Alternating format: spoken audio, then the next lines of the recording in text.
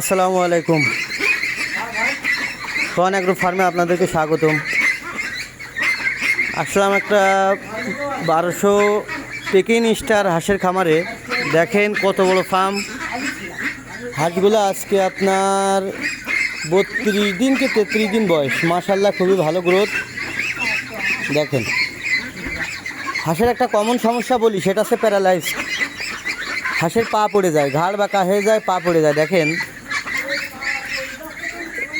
প্রায় 20-25টা হাঁস আপনার পা পড়ে গেছে। এগুলো সব প্যারালাইজড। এগুলো বিয়ন B2 থায়াবিনের ঘাটতির কারণে হয়। থায়াবিন ক্যালসিয়াম খাওয়ালে এগুলা এই সমস্যাগুলো দেখা দিবে না। হাঁসের সপ্তাহে 2 থেকে 3 দিন শুধু বিয়ন B2 আর ক্যালসিয়াম খাওয়াবেন, সপ্তাহে 2 থেকে 3 দিন। আর নিয়ম অনুযায়ী ডাক প্লেগ ভ্যাকসিন করবেন 21 থেকে 25 দিনের ভিতরে। ইনশাল্লাহ হাঁস সবসময় সুস্থ থাকবে।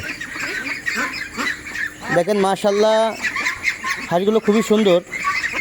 কিছু কিছু হাঁস 2-1 পিস 5-10 পিস সমস্যা থাকে। 1200-1300 হাঁসের ভিতরে 2-10-15 পিস সমস্যা থাকবে। একটু ঘাড় বেঁকায় যাবে, একটু প্যারালাইসিসের সমস্যা দেখা দিবে।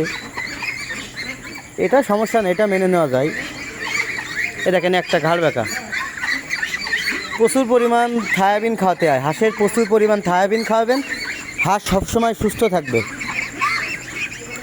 দেখেন পানি ব্যতীত হাঁস, ফ্রান্সের উন্নত জাত পেকিং স্টার 13, ফ্রান্সের পেকিং স্টার 13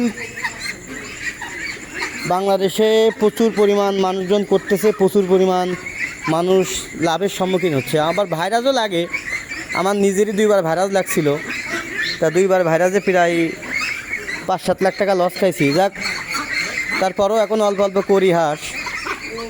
আপনি সঠিকভাবে ব্যবস্থাপনা করলে আপনার হাঁসে ভাইরাস লাগবে না। দেখেন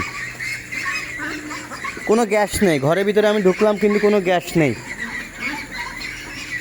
এই যে নেট দেওয়া, এই যে নেটটা দেখেন, এই গুটা কালকে সকালবেলায় প্রত্যেক দিন একবার করে নেটটা ঝেড়ে ফেলাবে, তাহলে আর গু থাকবে না।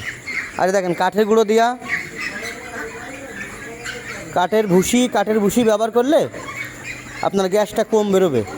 1200-1300 হাঁস রয়েছে কিন্তু কোনো গ্যাস নেই।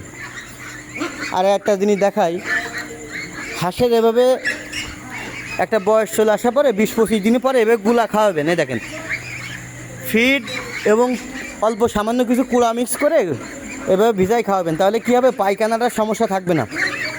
হাঁসের কুড়ো খাওয়ালে পায়খানাটা সবসময় শক্ত থাকে, মানে কুড়োটা ভালো হজম করায়, খাবারটা হজম করায়, এই জন্য পায়খানাটা ভালো থাকে। দেখেন এই দেখেন 2-1টা হাঁস উঠতে কষ্ট হচ্ছে, প্যারালাইসিস সমস্যা, বিয়ন থায়াবিনের সমস্যা, বিয়ন B2 B6 B12 সমস্যা। দেখেন এই একটা হাঁসের সমস্যা। এ আর 10 দিন পরে ইনশাল্লাহ সেল হয়ে যাবে। হাঁসে মোটামুটি রেটও এখন খারাপ না, খামারির লস হওয়ার সম্ভাবনা কম, যদি কোনো ভাইরাস না লাগে, যদি কোনো বড় রোগ না হয়। হাঁসের 2টা মারাত্মক রোগ মাংসর জন্য যদি করেন তাহলে এক ডাক প্লেগ ভাইরাস খুবই মারাত্মক, আপনার 90% মারা যাওয়ার সম্ভাবনা।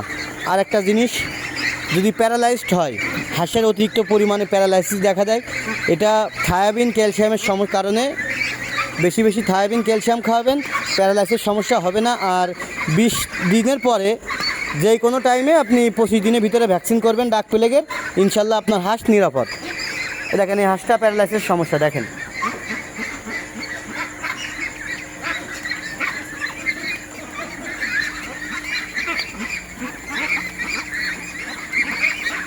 পানি ছাড়াও, পুকুর ছাড়াও যে হাঁস করা যায়, সেটা এই পেকিং স্টার 13 না দেখলে বোঝা যায় না। এই দেখেন আরেকটা সমস্যা, এই কিছু কিছু হাঁসের এই সমস্যা। দেখেন ঘাড় কাঁপাচ্ছে, এটা মূলত গ্যাসের কারণে হয়, আর প্যারালাইসিসের সমস্যার কারণে ঘাড় বেঁকায় যায় হাঁসের।